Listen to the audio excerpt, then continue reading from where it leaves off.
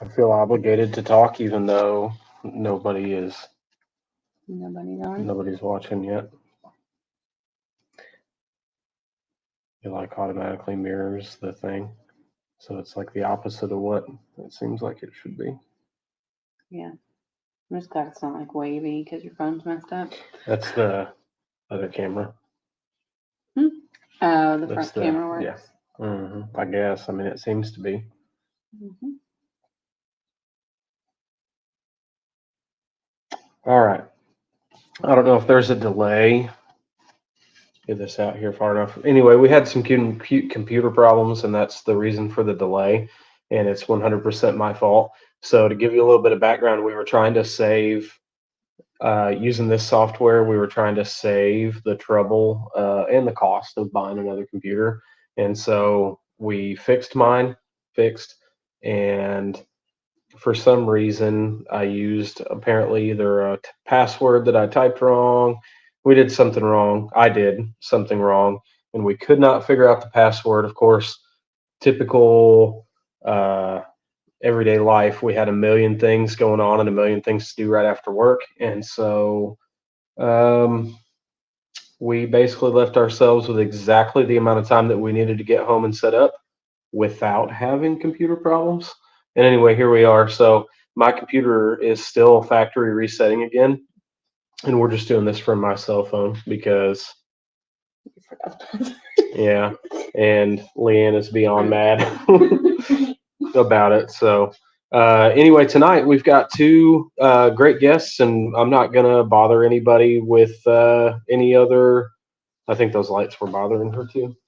They were super bright. Did that make Gotcha. Yeah, a little bit. Yeah, there's still a glare, but um, so basically, yeah, we'll just jump right into it because I think we should. No, there's still not in yet. No, there's. I see Noah is backstage right now. So, but basically, um, we've got two guests tonight. One is going to be Kendall. Sorry, I'm all frazzled because of the issues that we had, and I'm just. It's going to take me a minute to get back into a. Uh,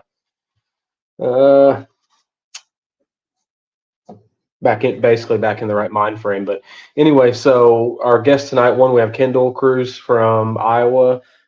He has done the Ironman class several times, so at Heartland Challenge. So I had the interest in talking with him tonight, just because now we're inside of 8 weeks away from that event, and that's kind of the big deal on our calendar this year. I'm sure you guys are probably tired of it because I'm beating it to death, not just in here on the podcast, but also on my own social media.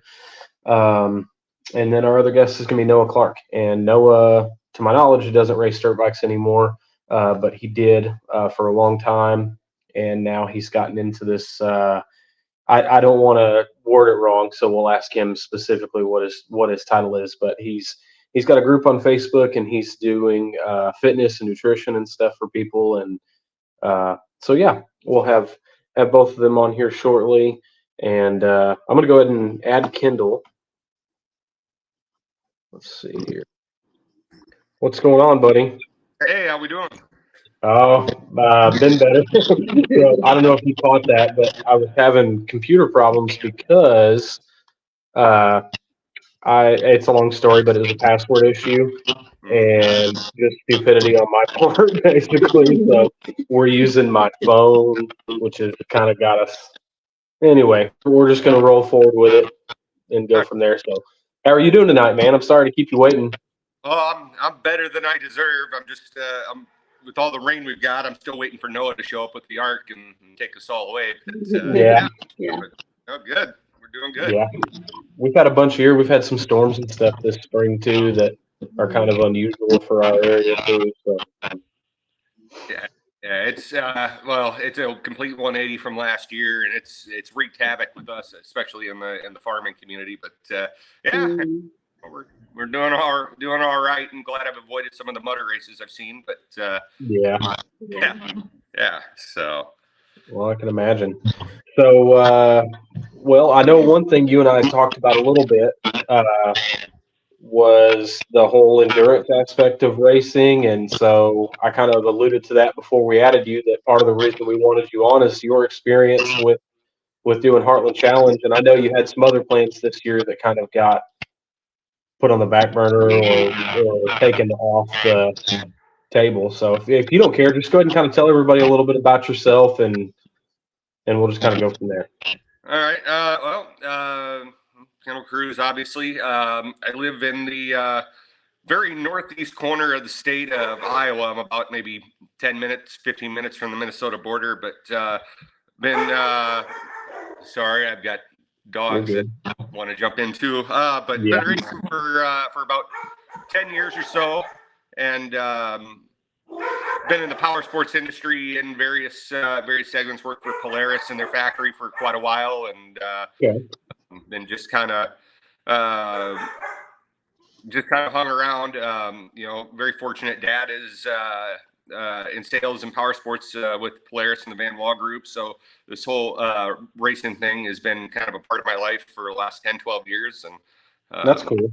I've loved every minute of it. And well, I say that, but there's been times where I haven't loved it so much. But right.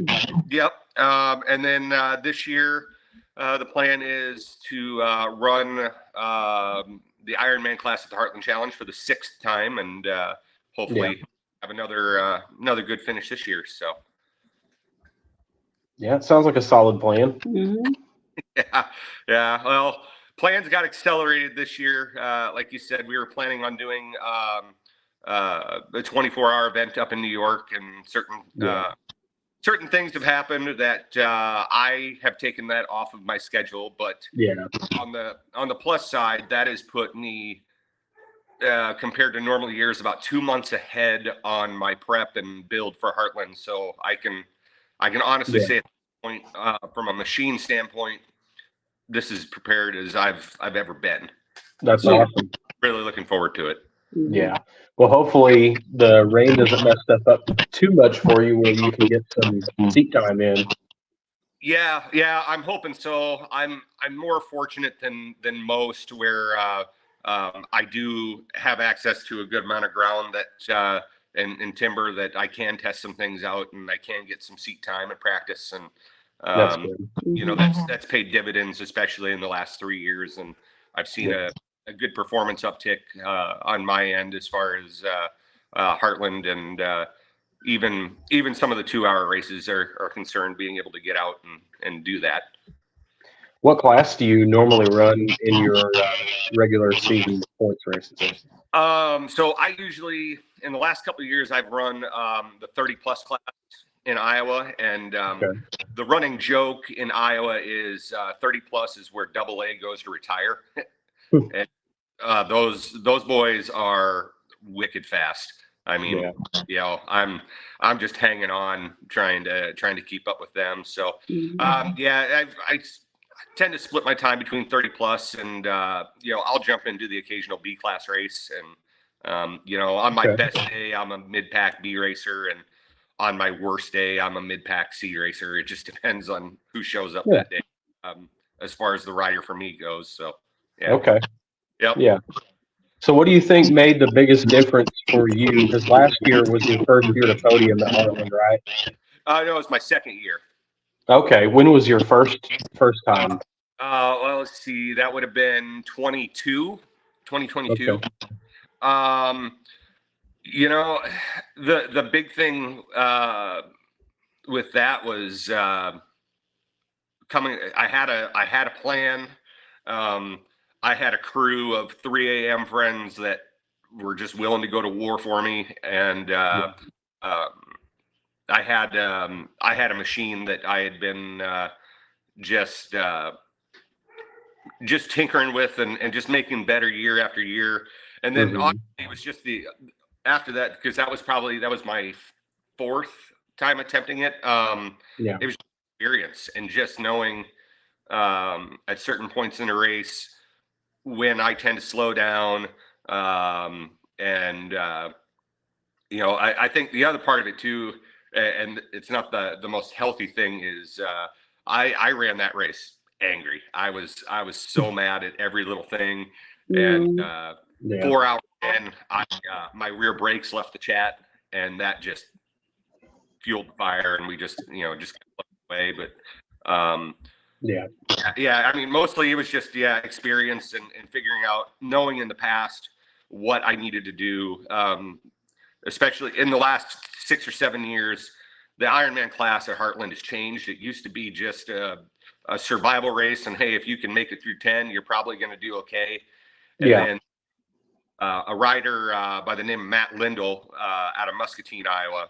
He was a XC2 rider, and I mean, super nice guy, but fast. I mean, he changed the game, and he turned it into a 10-hour sprint.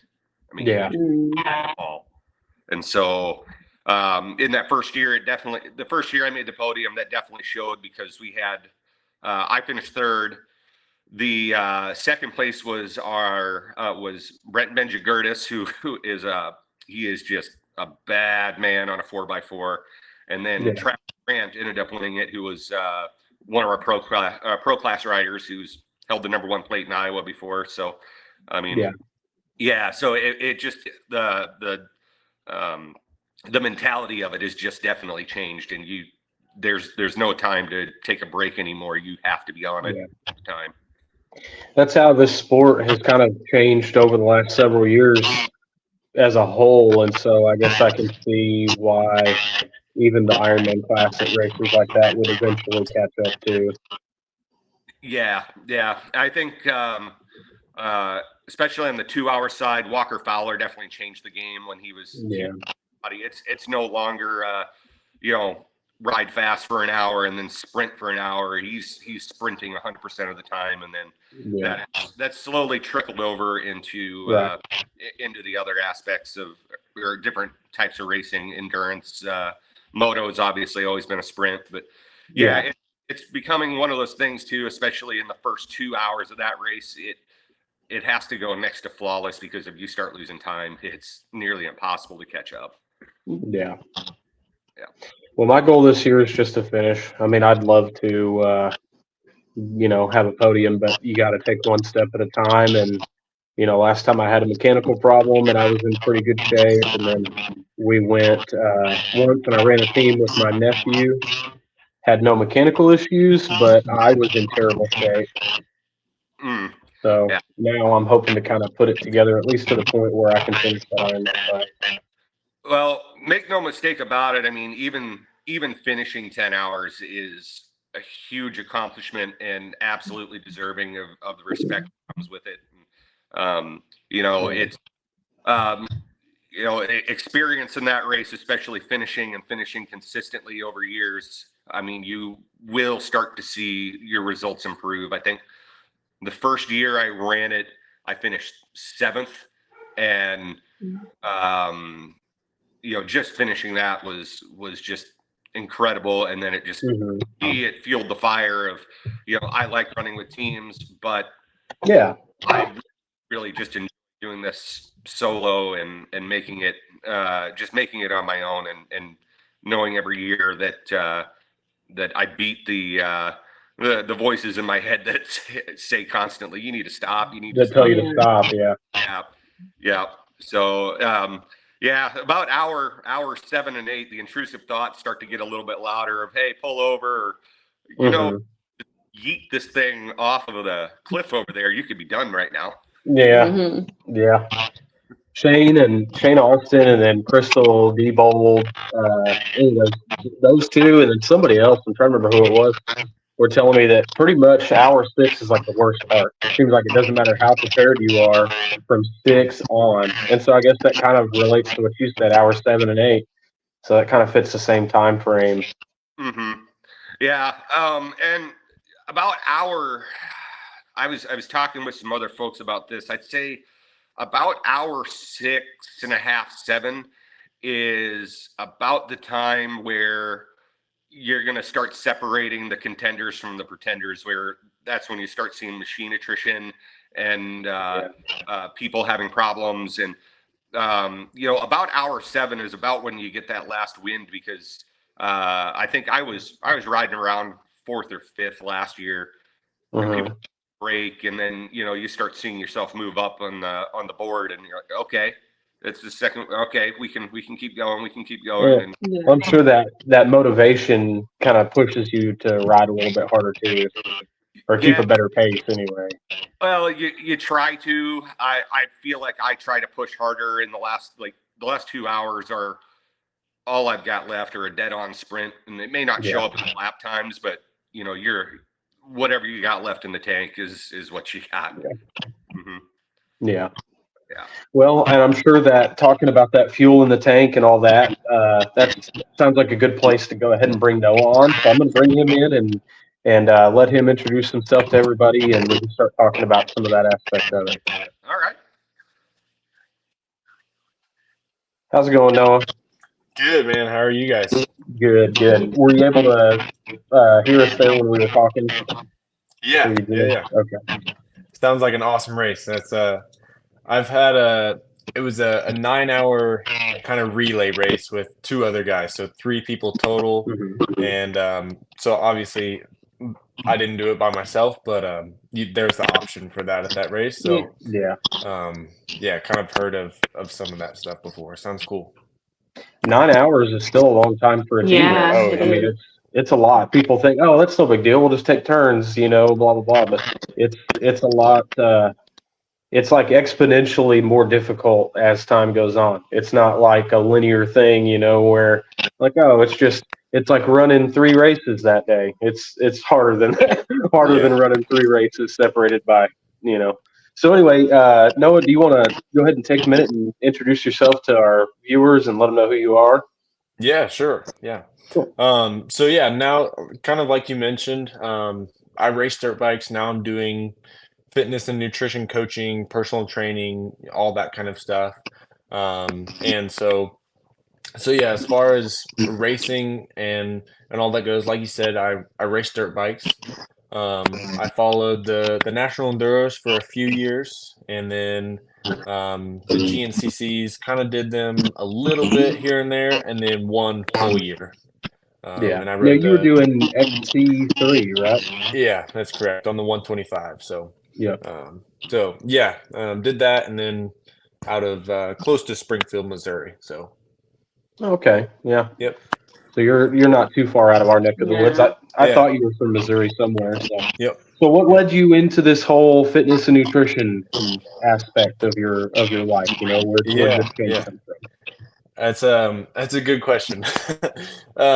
So when I was racing and everything, I really enjoyed the training side of it, just like preparing and just how can I be better to at the races, and part of that is the nutrition, part of that's the training, part of that's the riding and bike Mhm. setup and all that. But just as a whole, I really enjoyed the just the training side of it. And so Okay. I decided at the end of 2021 that I wasn't going to race really anymore, pursuing that kind of as what I wanted to do. And so I was like, man, like I really want to help people, but I didn't know what that looked like. And just kind of one thing led to another, and I just feel like the Lord kind of led me into this training stuff, and started working Mhm. at a gym, and then um, doing kind of my own deal now. But yeah, it's Yeah. just kind of been one thing into another, and um, but yeah, like I said, it kind of started with the racing and just my enjoyment of that, and with the training with that. So yeah. Yeah. Well, there's nothing wrong with that. I think that's really cool. I kind of wondered. I think I mentioned to you when we were messaging back and forth about you coming on the show and about diet and fitness related Yeah. stuff. We were talking about how things kind of come full circle, and I just by I think YouTube algorithm came across your channel a few years ago, and used Cool. to Yeah, watch yeah. some of your moto vlogs uh, from national enduro races and a couple of the locals. I think there were some hillbilly races, Hmm. um, and it's just funny. I Yeah, didn't really yeah. have a point with that other than the fact that it's funny how things kind of do that sometimes.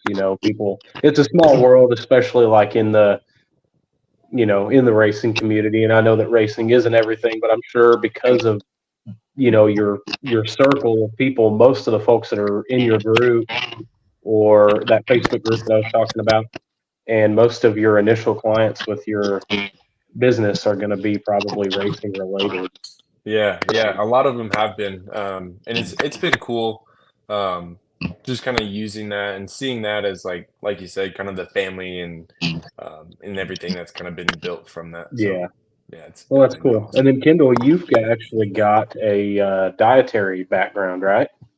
I have a kinesiology background from. Okay. I have a bachelor's in kinesiology now.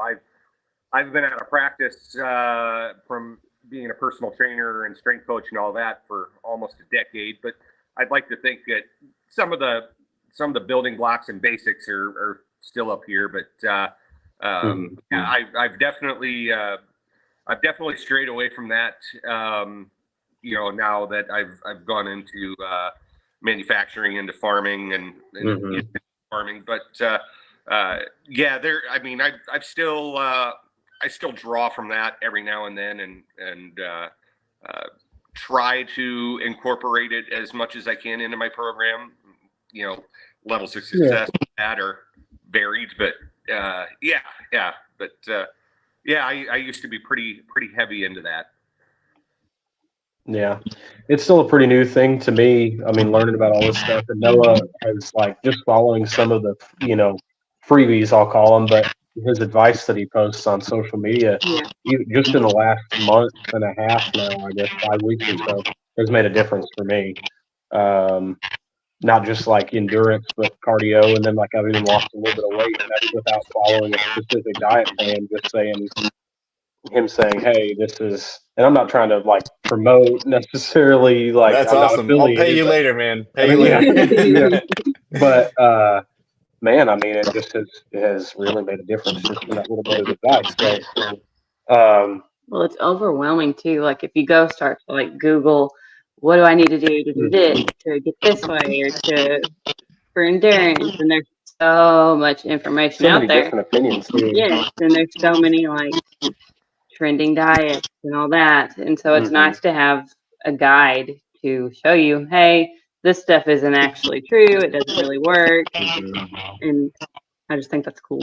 Yeah, Yeah. definitely. Yeah, you're right. I mean, there's so much stuff out there, and Mhm. people say, "Oh, this worked for me, this worked for me," and so I try not to say, like there's only one way to do it, and Right. this is the right way. Um, but just for most people, like if it sounds crazy out of the normal, just way out there, then it probably is. There's not necessarily a secret to so much of it. So, Yeah, Right. so yeah, like you said. yeah.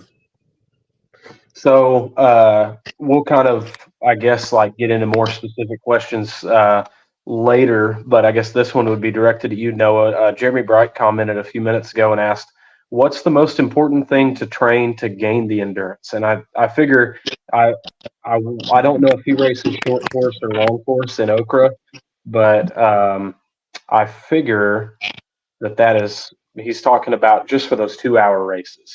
Is more Yeah, than likely what he's. yeah. I think that, man, it's on so much of this. It's like, you know, depending on your situation, what I would tell you to do. Okay. If you're somebody that has a lot of time to ride throughout the week and to get a lot of practice, those kinds of things, then I would say, obviously seat time, you can't replace that. Yeah. And that by doing that, you're going to get cardio by doing that and practicing.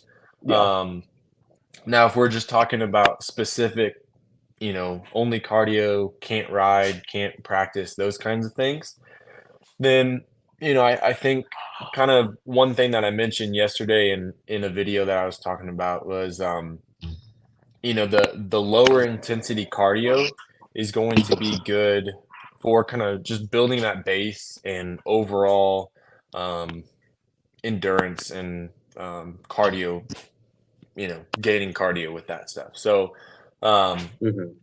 so that lower kind of intensity and by heart rate, that's like zone 2, zone 3. If you have a watch or a heart rate monitor, Hmm. um, and so then you also are able to recover from that really well. If you go out there and just go as hard as you can, it's going to be pretty hard on your body. You're going to get, some benefit from that.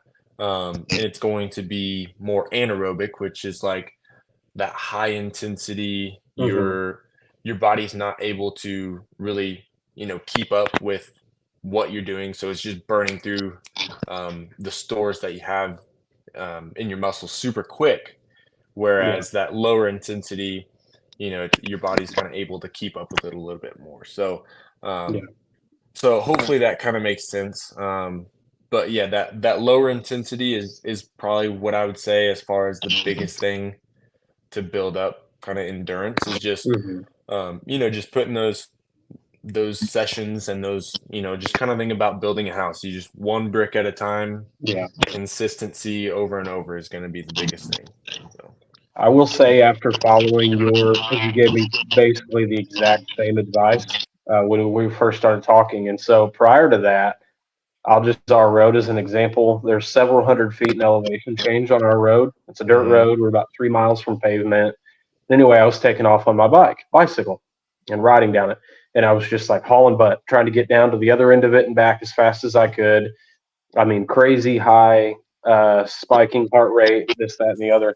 And after taking your advice and just sticking to trying to consistently keep my heart rate in that zone 2 and zone 3 for longer periods of time, it Mhm. got to where, like, okay, an example on those hills, I would have to uh, not only get off the bike, but push the bike, walking. Yeah. And then, even then, like sometimes take a break. And it was like in just a few weeks, of instead of climbing those hills, just working on, building a solid base for myself by staying in zone 2 and zone 3 for a long period of time. I got to where, okay, now I can ride up those hills, and like, Mhm. yeah, I mean, my heart rate is like skyrocketing, I'm not saying that I can do it effortlessly, but that to me, that is like evidence of an improvement. And I realized that's not the exact same thing as endurance, but it translated into it. And Jeremy, if you're still watching, what I mean by that is I went and in town, like at our local park, I went and just set a baseline like PR for how long I could ride before I was just done. And it was like 20 something miles. It was about 2 hours. And then, which I wasn't surprised by the 2 hour thing because our races are an hour and 45 minutes. And for several years now, that's been like my body just knows, okay, that's when we're done. And in that time period, what was it last week? I beat my PR by like 6 miles. Mhm. So, in the same time frame, I mean, I can't even think of the word. My average speed was my minute per mile was lower. So. Yeah. Yeah, and that's not to say that other stuff doesn't have a time and a place and a fit, but Mhm. I think like you said, just a lot of the training you can do at that lower intensity, and then it's not going to beat your body up like the high intensity stuff is. You can recover from it better, and it's just, yeah, just overall you can kind of get away with more and that kind of thing. So Is there any specific advice that you would give to somebody like Kendall or myself that is less than 8 weeks away from abusing their body for 10 hours? um man, 10 hours is a long time. And as far as training stuff, there's some stuff that we could go into there. But I think the biggest thing is going to be during the race, nutrition wise. And then I know there's probably no time for really rest or anything like that. But when Now you if you're gonna can, win. yeah, exactly, yeah. Yeah, when you can, I mean, just getting carbs in.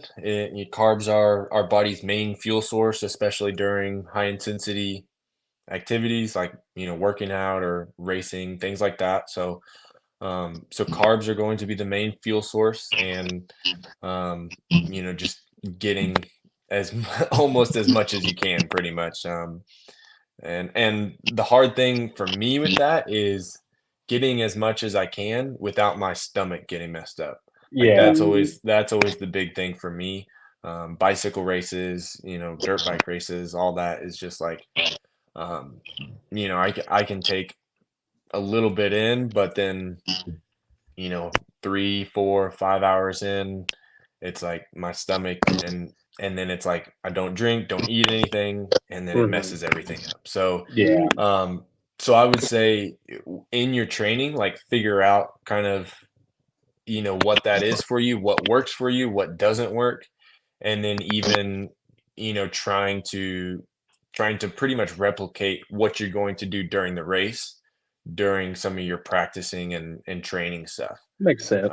Yeah, and the other thing too is like I've heard of some cyclists guys, they'll be riding forever, however many 100 miles, and they'll actually like train their gut is they kind of say training their gut. And that's just Yeah. like they're consuming so much during those rides and during that training. And it's pretty much just to like obviously they're fueling their practice, but also just to like get their Yeah. body used to taking in so much food and Yeah. so much calories. And Taking in and so, burning 5,000 calories in a 6-hour yeah, period when most people, shouldn't take in half that in a day. hmm yeah. And so I think that's going to be the biggest thing is um, just the nutrition during the race, but then that it can't just be show up and eat as much as I can. It's got to Yeah. be kind of having a plan going into that. So. Well, Kendall, what did you do last year? We'll just use last year as an example. How did you handle the eating aspect of things last year? Well, the eating and the hydration part of it started, at least the hydration part, the heavy hydration started about a week and a half before that race. Yeah. And that was for me minimum 1 gallon of water a day.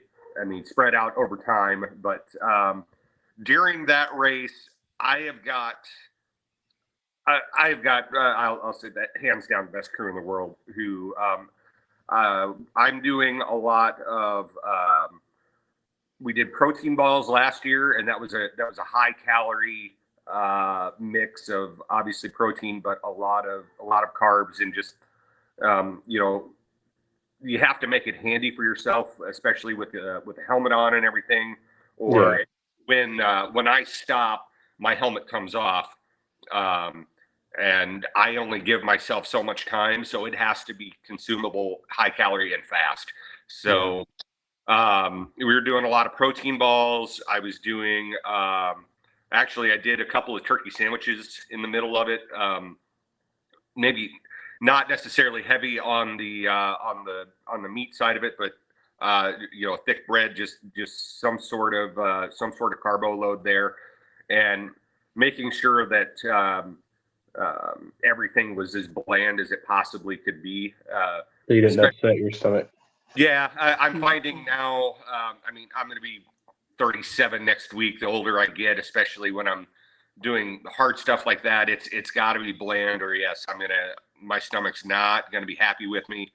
And then just constantly hydrating. One of the things I think people don't quite get is they forget to drink a lot, and when you're in an event like that, in a high intensity thing, if you get thirsty at any point in that race, it's game over. I mean, you need to stay ahead of that, and I'm throwing in some things into my hydration that add some calories. It's not a substantial amount, but at that point, just about every little bit helps. But I'm with Noah 100%. Carbo loading as much as you can, and then any opportunity that you get where you can throw some calories into your system, 100% would recommend it. It's just kind of dependent on what what works for you, and if you don't know what works for you, I would highly recommend, like Noah said, adding that into your training regimen if you're doing something and figuring it out, because the worst place to find something doesn't work is going to be on a race day. Yeah. So All makes sense. Yep. So yeah, that's kind of the route I go. Yeah, I'm with him. And the other thing I throw in there too is I do a ton of like granola bars and uh, uh, Laura Bartlett and Shell Hill, bless their hearts. Hour 4 and 5. You start to your hands start to lose a little bit of their mobility because they've been like this forever, and Mhm. God bless them. They had my granola bars already broken up for me, so I can just pick up the little pieces and try to get it down as quick as I can. Mhm. So, yeah. Yeah. Yeah. And I think another thing too on the hydration is making sure that you're getting electrolytes in there too, your sodium and things like that as well, especially during the race. So that's just a small thing to Yeah. add to that. Yeah. That way you're not losing as much water. Is that what you mean? Yeah, I mean, if you think about like your sweat is salty, and so if you're just taking in water, but you're not taking in any electrolytes, like you're really not doing a whole lot as far as like really hydrating yourself because you're almost like diluting the electrolytes that your body has in you. If you just take in just water, um, Mhm. say you have a little bit of, let's just say salt in your body, and then, you have just a little bit of water, then it's, that right ratio or whatever. And then if you add a gallon of water on top of that, you still Mhm. have this little bit of salt. Now it's just mostly water and no electrolytes in there. So, Yeah. Makes sense. So let me ask you this then. Is there anything food or drink wise that you would specifically avoid on race day? um, I mean, as far as avoiding things, Um, I think it does come down to a lot of just what your body can handle. Um, but as far as just foods and things like that, fat is going to be um, it takes longer for your body to digest. And so if you're having a lot of fat in the food that you're eating, it's just going to be harder for your body to like use that fuel to digest it, and then probably ultimately harder on your stomach. And so I know people that are fine doing it and that kind of thing. But as far as kind of you know energy for your body and getting that quick energy, carbs are going to be the main thing, like we mentioned earlier, and then you want to have a Mhm. little bit of protein in there throughout that time. But yeah, the fats are going to kind of be a little bit slower as far as digestion um, and just really using that energy. So Gotcha. that's not There to was a say comment here fats are from bad, fats are great, but yeah. so anyway, I get what you're saying, especially like if you're burning the calories at such a fast rate, you're not trying to take in fats because your body takes so long to break them down. right, exactly. Jeremy commented again and said least amount of sugar in drink. Now I have a question kind of to piggyback off of that.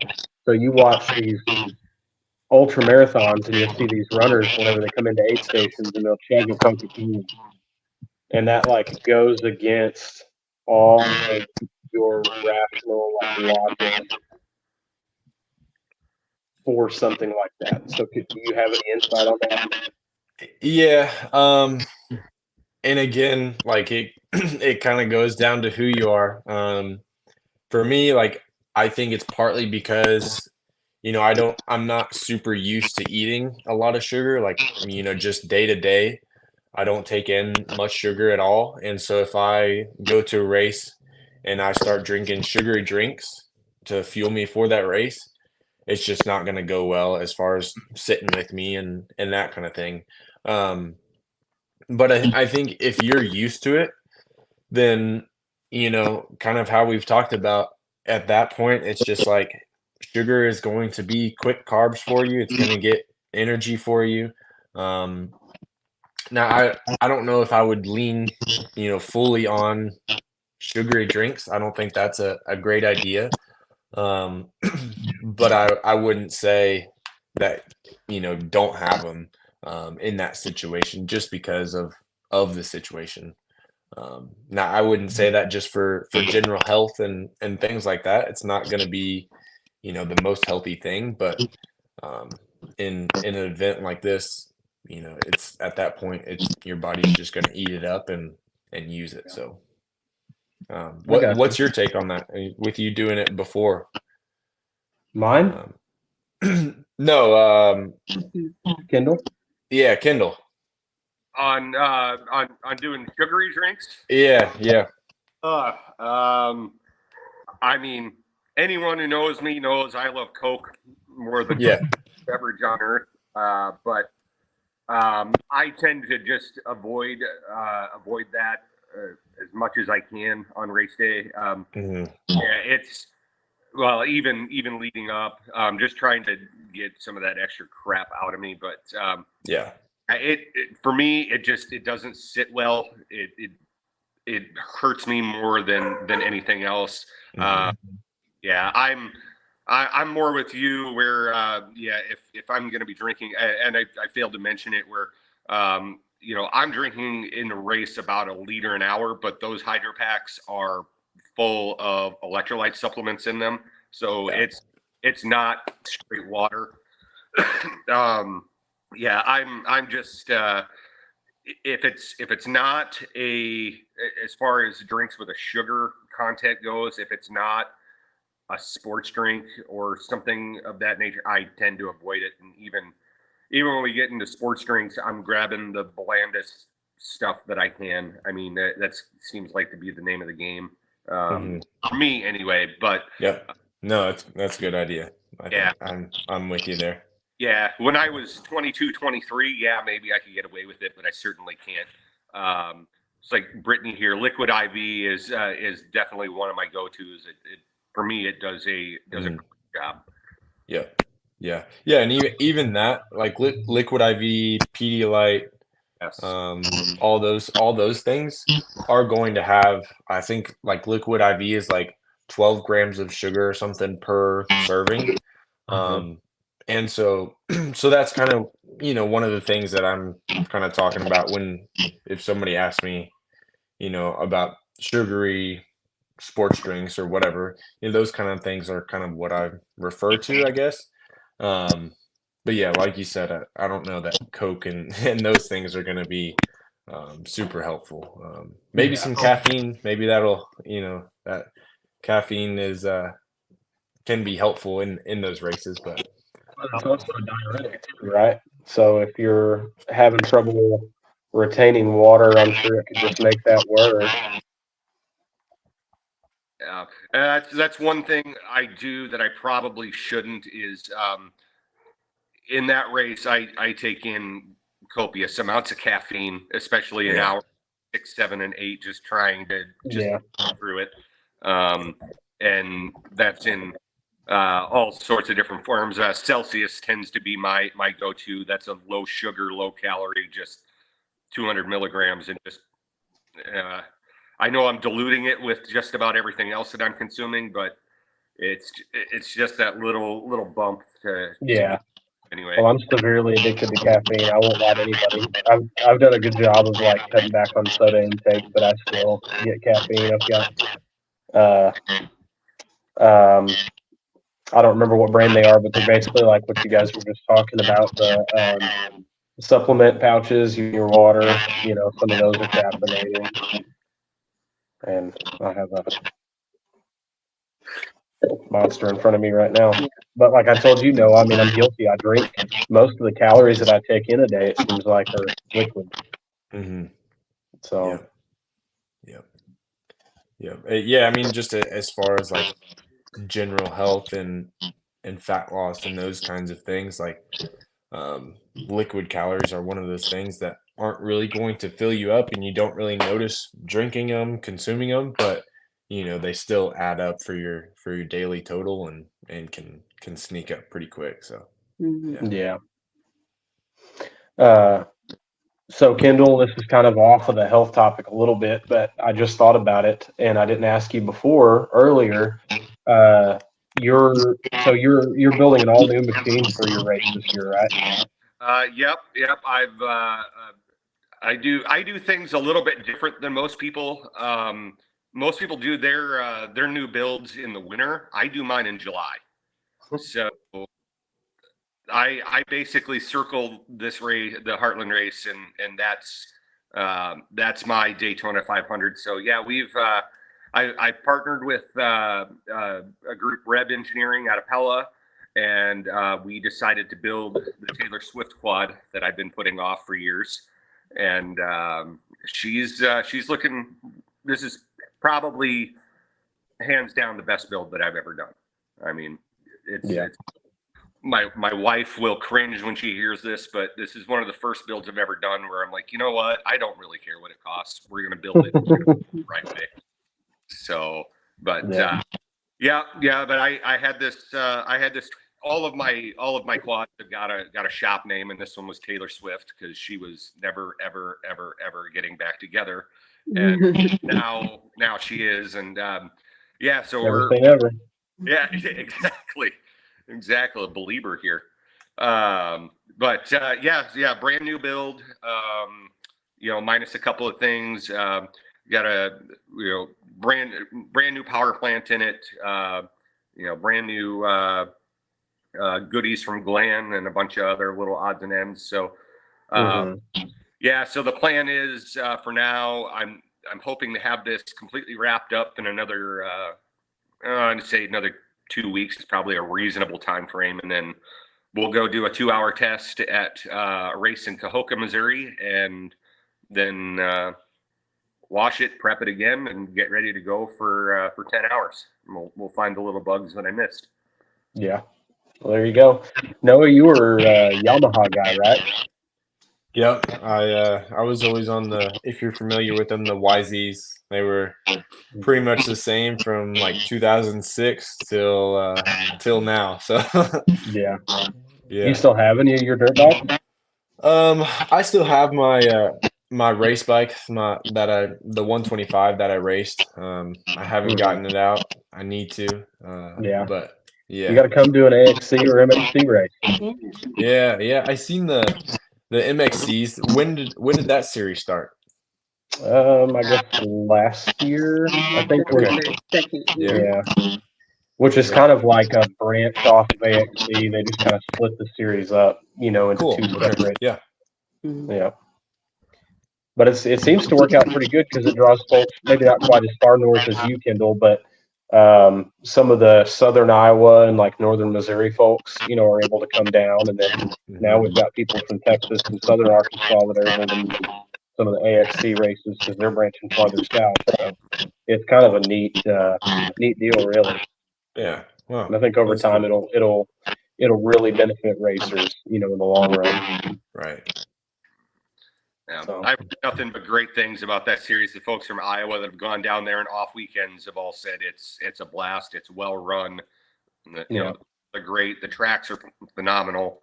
And not to brag, but the guys from Iowa that tend to go down there seem to find a little success. So they do.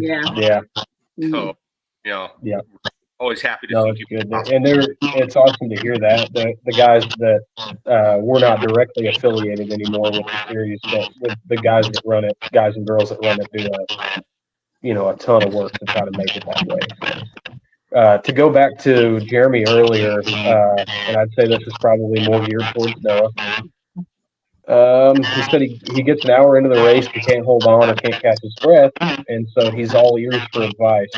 By the time he sees the white flag, he catches the second wind. And I realize everybody's situation is different, and there's not really a way for you to necessarily diagnose that. But could you give him some advice for things he could check or try? Yeah. The first thing I would ask him is he remembering to breathe? Sometimes we get caught up in the racing and just getting going, and you're holding on tight. You don't really remember to, all right, settle down. Let's take a deep breath, and just remembering to do that breathing, and and loosen up and those kind of things. So yeah, that would be the first thing that I would ask. And then, it could be just, I don't know, as far as general fitness, if you're um, falling off as far as fitness, then maybe it's, you see the white flag and mentally it's like, oh, I'm almost done, so let's hammer it. And so, maybe it's just working through that as far as fitness stuff. Obviously it could be some bike setup stuff. Yeah, that's very true. Let's see. There could be something about the bike that's making you more tired. Yeah. And then, yeah, again, could be hydration as well. Nutrition going into the race. Yeah, I mean, there's a lot of that kind of thing. Yeah. But yeah, I mean, if you have any information on that stuff, Jeremy, give us a little more insight if you could. We'll try to dig a little deeper here if we can. See if we can help him out. Anyway. I did notice you were talking about the hanging on too tight thing. That was a problem that I really had for a while. Was well, especially riding my dirt bike, but then also like on a quad where like the bars were too high. I did it a lot, and it was like, I mean, that just was like the biggest source of arm pump for me. Once I got to where I learned to keep my heart rate, like kind of not let the adrenaline spike it so much at the start of the race, and then not make a conscious effort to not squeeze so hard. Mhm. I pretty much got rid of arm pump for the most part. Obviously, I'd still get it some, but nothing. I mean, not even close to before that. So. Jeremy said, "I do forget to breathe sometimes, especially when Cody Nelson is on you."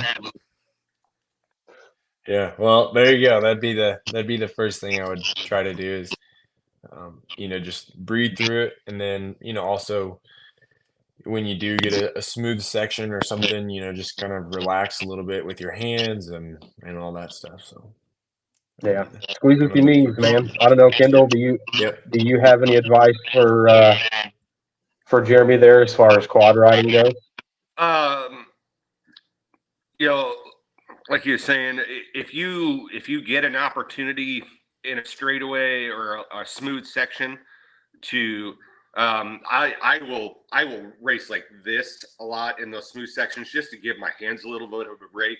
That's um, still in control, but yeah, any time that you see a section that that you can just you can still go fast, but you can kind of let your guard down. Just start. That's your time to start breathing. Start just relaxing for a bit and really just getting your hands to move a little bit, just so they're not in that same gripped position all the time. Yeah. Any chance that I get to do that, even in a 2 hour, that's just kind of my go-to. Yeah. Yeah. Now there is a section at Heartland that we go onto the circle track, and by the time you get to part of it, you're fifth gear pinned and limiter. I would not recommend at that point, but yeah, if you see an opportunity where you can take 5-10 seconds to just chill and just let it go for a minute, that's done wonders for me. I used to be the same way, where I was just death gripping for 2 hours and going, and then forgetting to breathe, and forgetting that there are times where you don't have to be locked up tight and intense, for all of it. Yeah. And so, Noah, another thing you mentioned that could potentially play a role in that fatigue during the race is hydration. And then earlier, Kendall, you said you start hydrating about a week and a half beforehand. For a 10-hour, yes. Yeah. Noah, do you have any insight or input on that? Yeah, I mean, I think a lot of people probably think, oh, it's the day before a race, I need to start drinking my water. But at that point it's too late. And not to say that's not going to help at all, but to really get the most out of it, I would say, if the race is Saturday, then Tuesday, Wednesday, you need to start getting into it. Yeah, that seemed to be what works best for me with our like regular 2 hour races. Yeah. To start about Wednesday. Of Yeah. course, I drink a lot more water now than I used to. I may not have to do that, but Right. But Yep.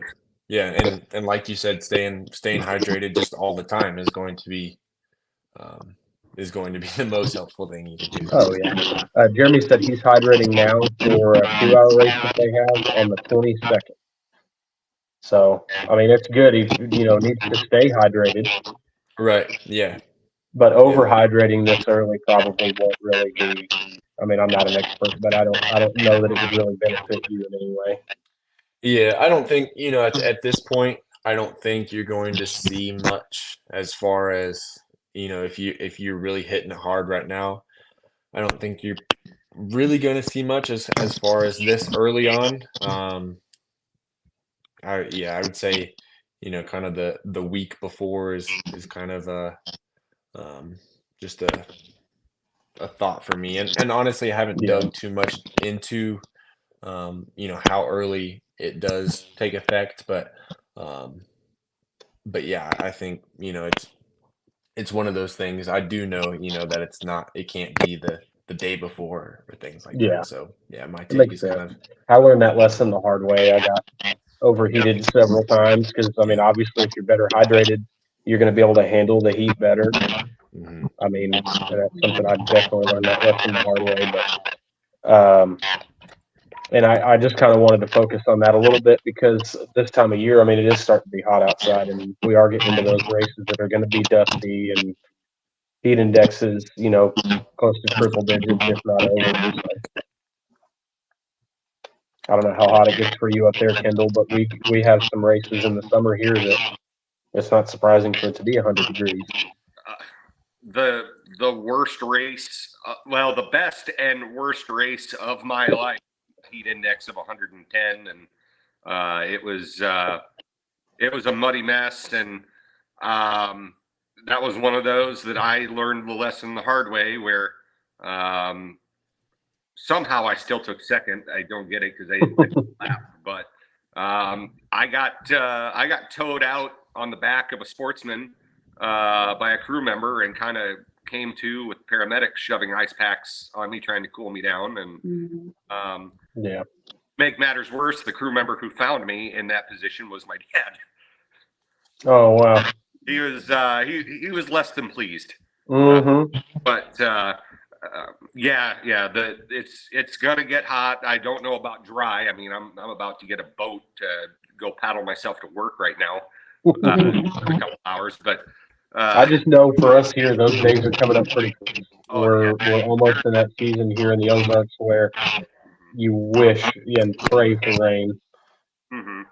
So because it's one extreme to the other. Yeah, Mhm. those days are coming. It's. I mean, we get hot, but it's right now. It's we say it's not the heat, it's the stupidity that is just going to get us. The humidity is just something. But when we start getting into the dog days of July and August, that hydration and even the nutrition standpoint of it's going to get even more important. Yeah. All right, Noah, I got another topic related to all this to step into now. So we've talked about, hydration, a little bit of nutrition, at least on race day. And then we've talked about cardio. Could you give us some advice on building some basic, just a basic foundation of strength training to kind of build the rest of that plan? Yeah. Yeah, you've heard me talk about that one quite a bit, I'm sure. Yeah. That strength training is another one of those things I think a lot of racers don't really think about, and they think, oh, it's a 2 hour race, my heart rate is high the whole time, so I need to train cardio, and I need to just hammer that all the time. But if you think about it, I don't know how much does an average quad weigh? 400 pounds. Yeah, more, so High a lot more three. than a dirt bike. And so, if you think about you're trying to wrestle around a 400-pound quad for 2 hours. Like, you need some serious strength to be able to do that well. And to, to put it where you want it, and to do, do what you really want to do. And so I think, that's one part of it. And then as far as other benefits, it's, if you're strong, um, and all those things, like strength training is going to strengthen your bones and your tendons and everything. So as far as injury prevention, you've got that. Um, so it's just like there's a lot of benefits to it. Um, and just being able to have the strength to wrestle around a quad for for that time, it's going to make your cardio, or the cardio easier that you're doing. And then on the races as well. Um so yeah, as far as the benefits, that's kind of what I would say with that. And usually, strength training is the lowest hanging fruit that people have.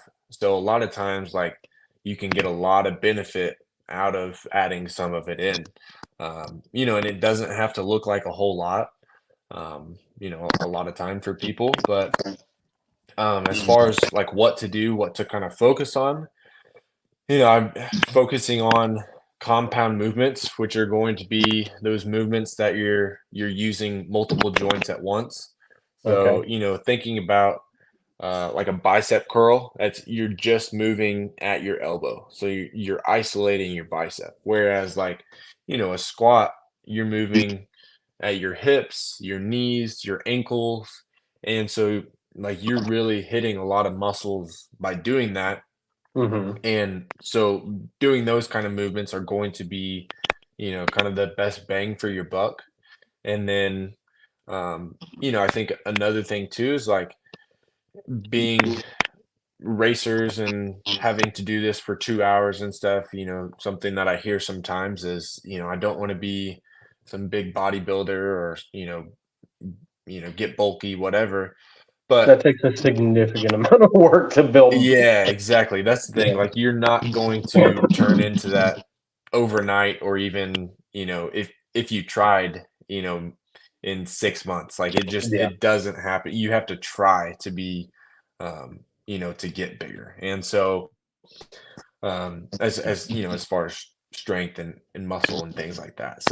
Yeah. Um, so yeah, that's kind of what I would focus on, just the compound movements. And then as far as like rep ranges and what you should be kind of focusing on, um, utilizing those lower reps with some higher weight is going to be, um, really focusing on kind of the strength and the power and explosiveness, um, that you're going to get a lot of benefit from, um, as far as riding and stuff. Again, Makes kind of sense. that goes back to like conventional wisdom, and a lot of times people think, oh, cardio and riding the quad, I need to be doing high rep and low weight. But in Mhm. reality, like, that's a lot of what you're already doing, like with Yeah. cardio and riding and everything like that. Like, you're doing a lot of, kind of similar things as that. Um, so let's do what you're not doing, and then you're gonna, get the most benefit out of that. Um, and kind of get what you're lacking, I guess you could say. Makes sense. It's like Yeah. you could look at it like cross training. You have to, just because like you read, or you raced dirt bikes for a long time, but you did multiple other physical activities to keep your body in shape, or Hmm. whatever. Yep. I guess you Yep. could kind of relate it to that. Yep. Yep. Um, So yeah, I mean, I think I was just that's like I any, said, the go lowest ahead. hanging fruit. Go ahead, Kendall. I was going to say, anyone who says they don't need a strength train on for a quad has never had a steering stem bearing go out on them an hour into a race. Yeah. Having Or a gotten stuck and had to Right. lift one out of, Right. 2 foot deep mud, and then still do another hour and a half of racing. yes, yeah, Because I absolutely. mean, that will literally zap you. Hmm. Yeah. Yeah. Yeah, So, and that's another thing too. I mean, as far as dirt bikes and stuff, if you tip over, or like you said, if you get stuck, and you have the strength just to, pull it out or pick it back up and keep going, then it's not going to be, something that's going to really make you tired. Yeah. But then, whereas if you didn't have that, then it's going to be something you're struggling to get going again, and your heart rate gets way up, and then it's just going to be hard to recover from that. So Makes sense. Yeah. One myth you were talking about, like misconceptions that people have, that I've always heard, and maybe there's some truth to it to an extent, but I've always heard that like the more people who are more muscular are more likely to have like arm pump issues. yeah, as far as, I mean, it's hard with that. I do think there's a line, Mhm. like obviously you don't want to be, it's not going to be beneficial for you to be a super massive guy out there on riding, racing kind of thing. Um, but I think so many of us, can benefit from like the strength and the muscle and the pros of that really outweigh the cons of having that. Yeah. And so instead of being so worried about getting too much muscle and those kinds of things, I think we should be more worried about like let's get fit and maybe lose a little body fat, and then even out like it, if we're Yeah. doing that, then we're probably not going to be any different as far as weight.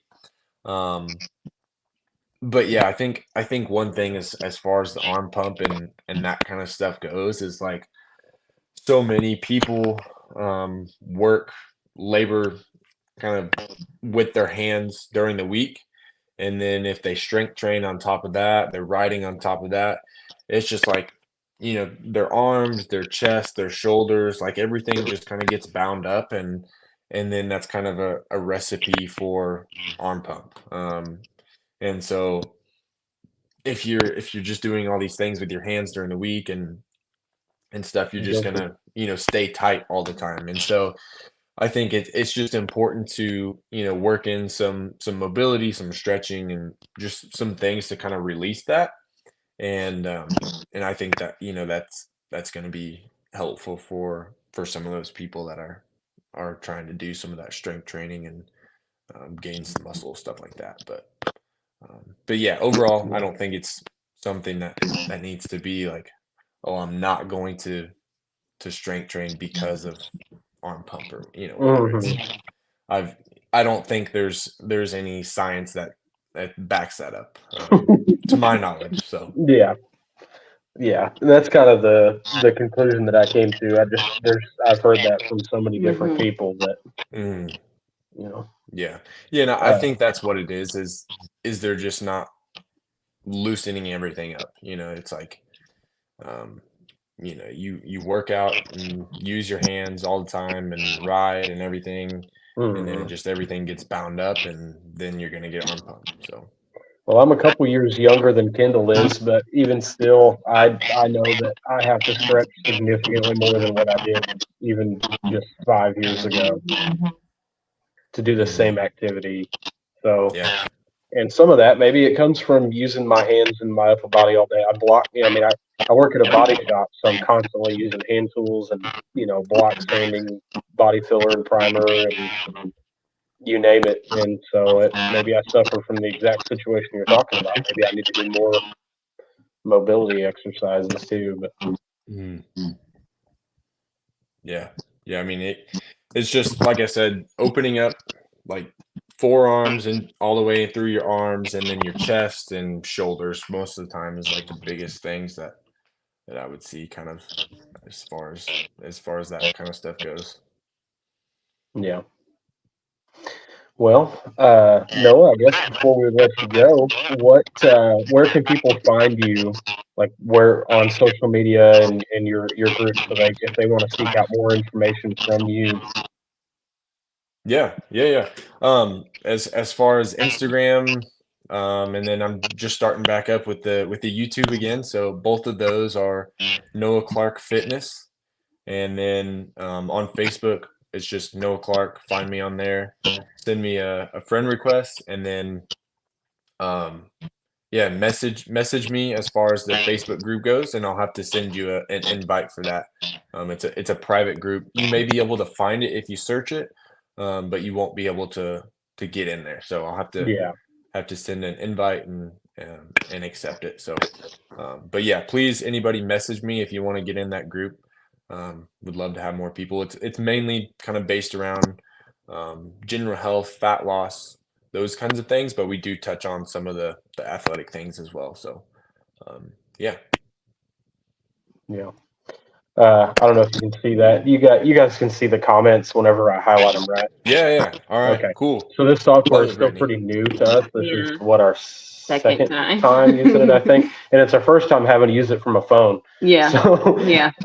I'm glad that it's working. Thankfully, we've got really high speed internet. But yeah, and my computer is still installing software right now. So, but Brittany is Leanne's sister, and She's an APRN, and she just started up her own little side business. And so one of her Very biggest cool. things is like getting healthy, obviously. But Yeah. that's what she was saying. She may send you some referrals. That would be amazing. What did you say her thing was that she just started up? It's called Journey Health and Wellness. yeah. Okay. Very cool. Yeah. Okay. Awesome. So Yeah, which you can find it on social media too. Yeah. And hers is a lot more.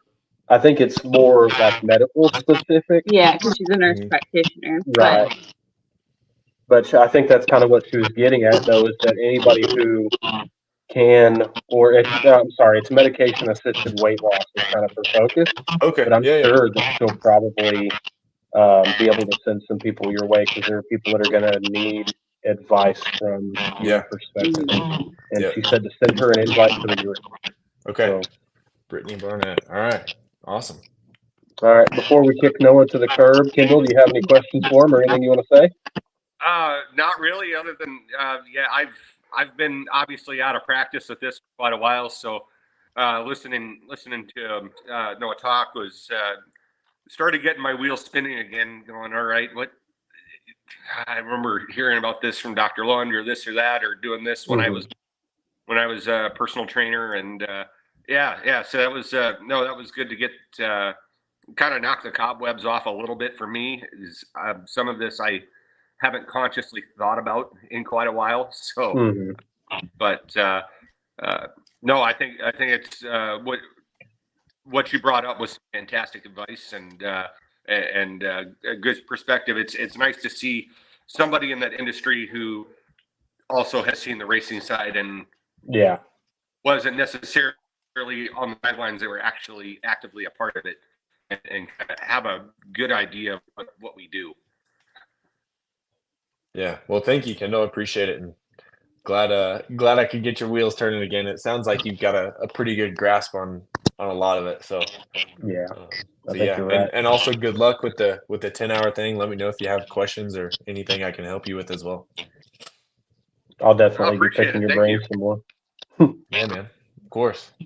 All right, Noah. Thank you. Have a good evening, buddy. Yeah. Thank you guys so much for having me on. I appreciate it. Absolutely. Anytime. We'll see you guys. See ya. See ya. All right, Kendall. So, did you learn anything? I'm sorry, you're getting cutting out there a little bit. But what was that again?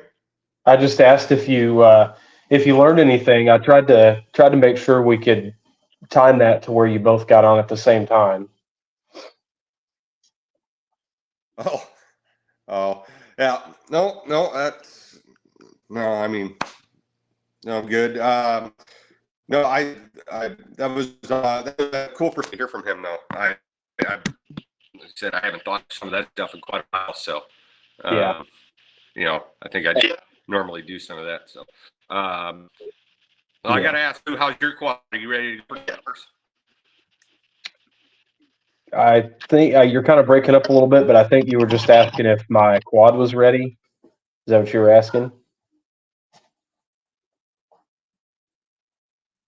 I'm not sure if it's I bragged about our internet. I wouldn't be surprised if now we're lagging. I can't tell if it's us or you. I It could be me. I also live in the middle of nowhere in a valley, so. Yeah. Gotcha. Yeah. What Yep. was your question? I'm sorry, bud. Are you ready to go for 10 hours now? Is the quad ready to go? So I feel like I'm as prepared, if not more prepared, than I was 2 years ago when I tried to Ironman the first time. Physically, I feel Okay. I'm more fit than I've been in years because I quit smoking pretty much right out a year ago. And I did get lazy for a while last year. I sat around a lot more. Eating habits kind of went to the wayside because of not smoking. I know it's a sorry excuse, but it's true. For a long time I replaced, nicotine with more caffeine and food, and Mm-hmm. that's just life. But Yeah. it hasn't taken me that long to recover. I mean, obviously I've got more pounds that I can lose, but I'm still more fit than what I was 2 years ago. And I mean that's okay. Shoot, I'm 35 years old. I don't care if I'm a little bit overweight. I just wanted to give myself uh, as solid an opportunity as possible this year. So Leanne talked me into buying a new quad. So, and I'm trying something a little bit different. Not doing a 4x4, but not doing a 450. I've got a Raptor 700, Okay. and so far I love it. I don't have a bunch of hours on it, but I've got some seat time enough to be comfortable on it, and I do absolutely love it. There's things that are different compared to the 450 that are good and bad, Mm-hmm. but there's things that are different that are good and bad. I think all across the board, I think they made a good choice. Still got a few things to do to it to make sure that it's solid. I mean, engine-wise, yeah, it's a new machine, but I've got some DRW performance parts, if I can, that need to go on it for protection. I've got some ProPeg, Alba, Nerf bars that are on the way. And then hopefully, if I can get with Steve while we're there Thursday and Friday and help him do some installs and stuff, I can get some tire spines set up and stuff too. So yeah, we're getting there. Definitely. All right. Good. Good. Fantastic. Fantastic. Now, do you have a plan in place yet for your pit stops? Not yet, no. Okay. That's something that we're gonna kind of go over, I figure, in the next few weeks. But we haven't really gotten that far yet. But Because we'll have him plus pretty much our nephew will be racing on a team, and then she won't be racing. And I mean, it's y'all, so it won't even no, matter. but we've got our 50 stock team going as well. Mhm. So our not our youngest, but our youngest racer out of our family will be with a friend of hers racing in the 50 stock team. So we got to kind of plan that out. There's several of us from Arkansas and Missouri that are going. I don't have an accurate count like on the total teams, but I know for sure that there's at least two of us and a possible third. He doesn't want me to say anything yet, doing the Ironman class. And then I know of it, right. I know of at least three adult teams, or you know what I mean, 10-hour teams Mm-hmm. from AXC and MXC that are coming, and we're all kind of going to pit together. Not that we're all necessarily going to camp together, but we're all going to have a collective pit together. So Okay. that's something I think they were going to try to get through. Excuse me, this weekend's MXC race, and then we were all going to try to get together and come up with a plan for that. So. All right. Fantastic. Well, I mean, three keys to success with the Ironman class is PPE, and it's people, it's prep, and it's execution, man. So, Makes sense. Yep. So, if you've got a group of 3 a.m. friends and pit for you and prep that machine. I mean, now that you've done it once and you've kind of seen what can happen, yep, get it prepped, and then go out there and get it done. Yep. Well, I appreciate it, man. I think we're going to go ahead and get off here. We've got to go back into town and get our girls. And man, I could probably chat with you all night, and we could come up with things to ask each other and Sure. stuff to cover. But You know how it is, duty calls. So Yep. I got work here in about an hour and a half, so I gotta get after it. But hey, appreciate you having me on, and it was great to hear from Noah and you guys. Get get the wheels turning in my head a little bit, and hopefully for everybody else out there, they're looking at things a little bit differently, and that brings them some success. Yeah. Well, if you need anything, don't be afraid to send me a message, and I'll be sure to pick your brain whenever we get a little bit closer and working out the finer details. So. Nope, sounds good, and I'll have a nice cold Pepsi waiting for you in Fort Dodge. Awesome. Sounds good, man. Thanks. All right, thank you. We'll see you guys. See ya. Yeah. All right. If anybody is still with us, it looks like AJ just commented. I don't know if you just joined, but we do. We have a ton of support, and it's going to be awesome. We're excited for it, obviously, because it's been like the #1 topic of conversation for months now in our camp. So anyway, we appreciate you guys. Thanks for putting up with us, and hope you were able to learn a little bit from Noah and Kendall. And anyway, the computer just now It's finished. and here we are, an hour and 21 minutes into this podcast, and it started almost an hour late, and it's just now finished. So anyway, That's all right. Yep. Thank you guys. Oh yeah, say hi, Veda. Hi. My God.